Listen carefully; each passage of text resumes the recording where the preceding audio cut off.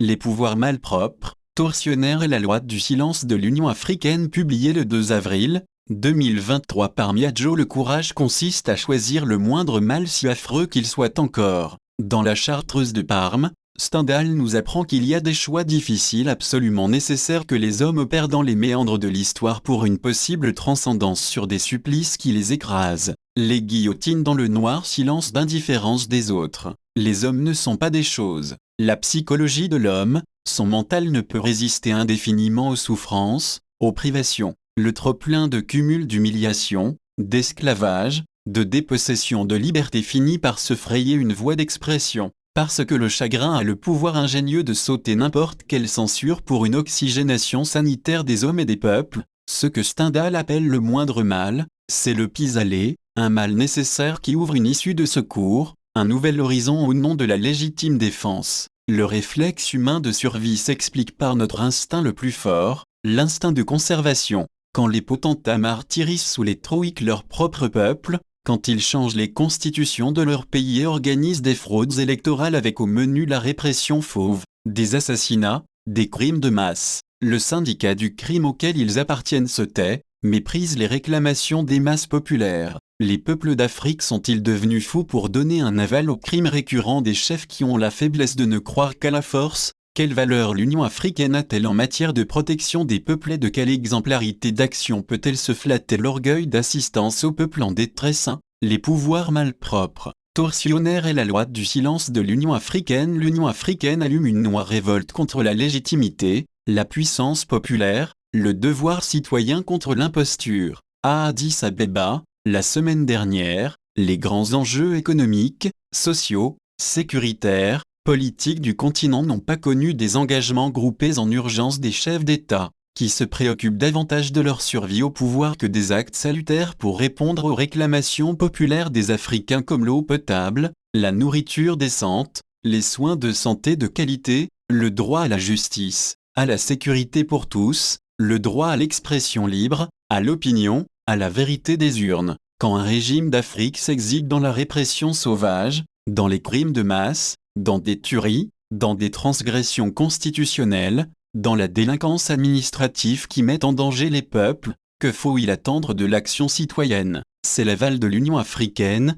tacite ou ouvert, aux régimes impropres, criminels qui libèrent les forces intérieures de résistance et de défense de la patrie pour faire tomber des chefs tortionnaires des peuples. Les militaires qui sont d'un grand discernement ne choisissent que la volonté générale pour accompagner l'expression populaire. Tous les pays, toutes les collectivités sont gouvernées par des lois et des principes. Il faut être clair et dire qu'à défaut des lois et principes qui ne sont pas du tout observés, les situations particulières formulent en elles-mêmes des réponses spécifiques portées par l'assentiment populaire. Le vide des lois et des principes dont s'autorisent certains chefs d'État en Afrique est compensé par une éthique de réponse qui émane de la volonté populaire pour un ordre de sauvetage de la patrie en danger. Aucun homme intelligent, aucun peuple lucide et responsable, conscient de la dégénérescence de ses conditions d'existence ne reste inerte. Au cachot du désespoir, ce ne sont pas les principes et des droits qui comptent, c'est plutôt l'issue de ce cours pour créer un nouvel horizon, susciter de nouvelles perspectives.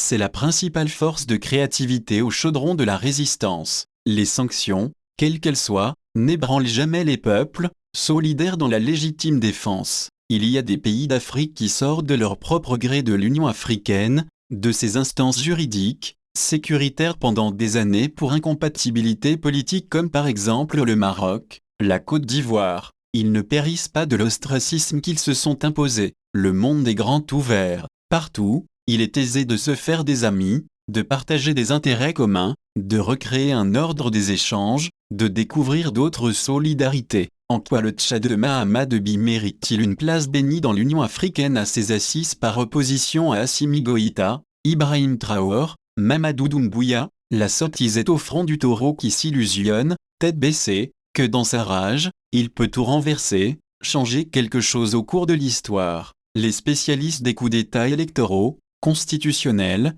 des tueries de masse ont la peur au ventre et ne supportent nullement les chiens de garde des peuples d'Afrique. Ils peuvent ériger des gratte-ciel de sanctions avec quelque velléité à décourager l'expression de la légitime défense, ils n'y parviendront jamais. La révolte des peuples pour défendre leur dignité, leur liberté, Leur droit est un acte sain et indispensable à leur émancipation, à leur progrès, à la construction de l'espérance collective et à la poursuite de leurs rêves. Dans cette perspective, il faut saluer la lumineuse pensée de Romain Rolland, dans le 14 juillet, quand l'ordre et l'injustice, le désordre et le commencement de la justice de qui peut sauver l'Union africaine, la singerie des leaders d'Afrique qui consiste à reproduire grossièrement le schéma de l'Union européenne en le vidant des valeurs qui rassemblent le continent est la pire bêtise dans laquelle l'organisme continental a dramatiquement sombré pour perdre la face. Il n'y a aucune mesure, aucune disposition de coercition pour que les dirigeants respectent l'institution,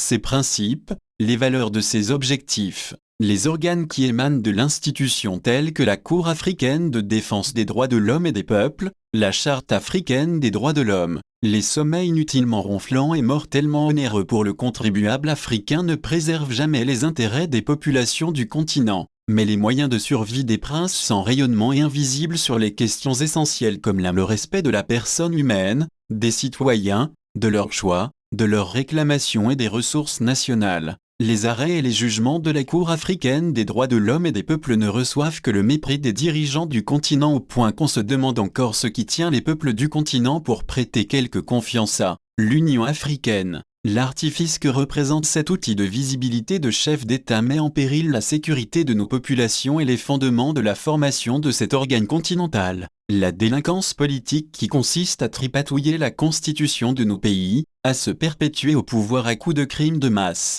Des tueries ne provoquent nullement un frémissement de réflexe de l'Union africaine pour se désolidariser des cascadeurs et des viols sauvages des textes fondamentaux de nos pays. Les observateurs de l'Union africaine sur le terrain des consultations populaires n'ont qu'un statut exhibitionniste aux yeux de nos concitoyens. Ils ne garantissent absolument rien de la transparence électorale, de la fiabilité et la vérité des urnes. Ceux qui ont pris le pouvoir par la rébellion armée, par la guerre civile, par des élections sur un fleuve de sang et qui refusent de quitter le pouvoir en modifiant à volonté la constitution de leur pays font de l'Union africaine leur chose, leur porte-voix. Ils sont des décideurs avec une emprise de serre sur l'organisme continental. Quelle crédibilité Sassou Nguesso, Alassane Ouattara et tant d'autres peuvent-ils imprimer à l'Union africaine? La décision de la Cour africaine des droits de l'homme et des peuples dans le dossier Guillaume Soro n'est pas contestée juridiquement par un appel ou des arguments de droit par Ouattara. Il s'offre le culot de la rejeter, de refuser de l'exécuter et il sort la Côte d'Ivoire de cet organe juridique de l'Union sans que les chefs d'État ne trouvent à redire. Les faillites de notoriété de l'Union africaine viennent de ceux qui l'animent dans le folklore et l'inertie. Les violeurs des valeurs de l'Union, les faux élus, les mal élus, les chefs de rébellion, les organisateurs de guerre civile, les tortionnaires de tout crin, les usurpateurs sans foi ni loi ont les mains libres pour monter sur le podium protocolaire des sommets de l'Union africaine. Tant que les valeurs se perdent dans le cercle des dirigeants d'Afrique, la reprise en main du destin de ce continent par les peuples eux-mêmes nous apparaît normale, voire apodidique, c'est-à-dire absolument nécessaire. Si les peuples peuvent être soutenus par des militaires éclairés et la patriote pour une nouvelle ère de la gouvernance en Afrique, notre assentiment ne peut qu'être fort, direct. Nous avons une grande soif de liberté, de justice, de développement. Ceux qui mentent à l'Afrique, ceux qui ne respectent pas nos peuples et qui affolient du pouvoir trouveront devant eux une autre Afrique, parce que la volonté ferme des peuples échappe à l'étreinte des tyrans. Didier de Savy.